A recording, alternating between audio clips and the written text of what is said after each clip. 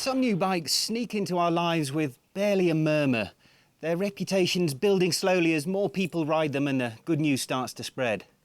There is another way to launch a new model though, and that's to shout from the rooftops about how amazing your new bike is, even before you've actually built it. This is the path chosen by KTM for the Superduke R, and they used every imaginable social media platform to tell the world about this new Duke, given the nickname The Beast by the engineers in orange. Official teaser videos gradually revealed more and more of the Superduke, and we started to get a pretty good idea about how the bike would look, how it would sound, and more importantly, how it was likely to go. Everything pointed to this new bike being the beast that they promised. Which is brave and pretty super confident when you think about it, because if this bike is anything less than a beast, it's going to be a massive and very public flop. And you know what? One of the first things that struck me when I got my first ride on it was, wow, this is quite plush and civilised actually. Not at all the beast I thought it was.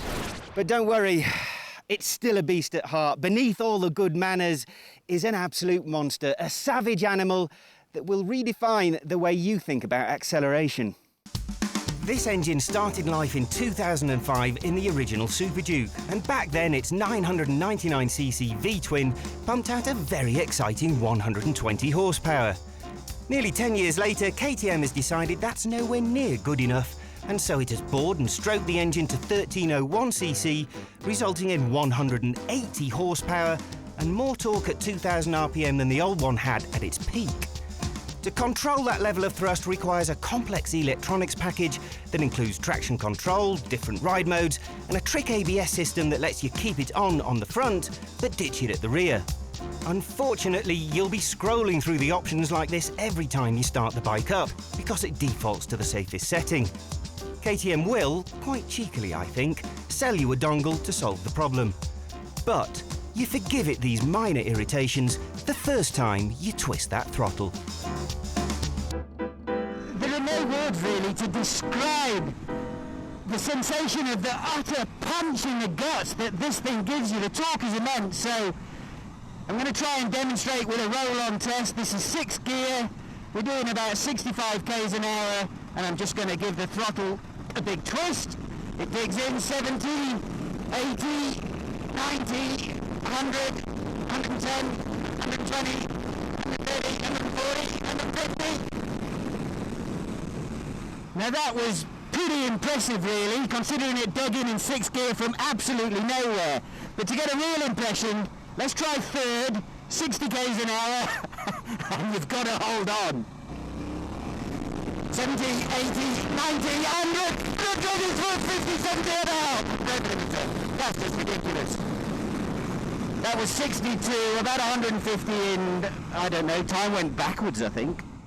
The Superduke R isn't just about turning every straight into a giggling fit, it's also meant to be a blast in the corners. To that end, we've got pretty much what you'd expect.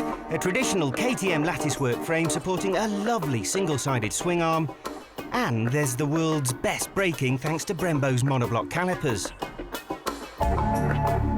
WP provides the suspension, thoughtfully made easier to adjust by hand, both at the front and the rear. Thankfully, it's been set up very much for a supple road ride, which fits perfectly with the overall comfort levels, which are way above average for a sporty naked bike. The riding position puts you in the bike behind a relatively tall tank. Combine that with the protection offered by the headlight and the dash, and you've got a naked bike that's even comfortable at speed. To get a feel for it though with some lean angle on board, I sneak onto an open practice day at Swartkops Raceway, which, if you're interested, anyone can do on any Wednesday afternoon. And before the hate mail starts, yes, my jeans are Kevlar. Not ideal, but I'm not going mad. And I should point out that some of the booming V-twin noises you hear are actually race bikes queuing up to pass me, largely hidden by some good camera work and editing. I've also got to confess that in my short time on the track, I haven't got the bottom to turn off the traction control. The Dunlop Sport Max tyres aren't as sticky as you'd expect, and I'm grateful for the help in controlling all that torque. there again, turning the traction control off completely is the only way the Superduke will let you wheelie. And I rode it like that on the road all the time and never felt like I was about to lose control. Still, I do enjoy the safety net provided by Assistant, incorporating a lean angle sensor. So, to get the best out of it, you need to stand the bike up as early as possible on the exit, and then it will let you have more of its power. You can certainly feel that there's a big lump of an engine in here, but at 189 kilos dry, the Duke isn't a handful, and he's quite happy getting a wriggle on in the tighter stuff. It may be a beast, but it's really not such a beast to ride. Well, at least not until you turn all the safety aids off, give it a poke in the ribs and dare it to let rip.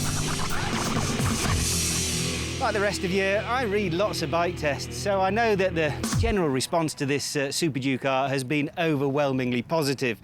But there have been some undeniable rumblings that perhaps it isn't quite the beast it was meant to be. And I'll be honest, it isn't exactly the bike I was expecting either. It's better. It could have had rock-hard suspension, a real hardcore attitude, and that would have been impressive, but pretty useless, really. The chassis and engine combination on this Superduke R provide the basis for a usable daily bike that just happens to have enough torque to melt your brain. And that sounds like the perfect bike to me.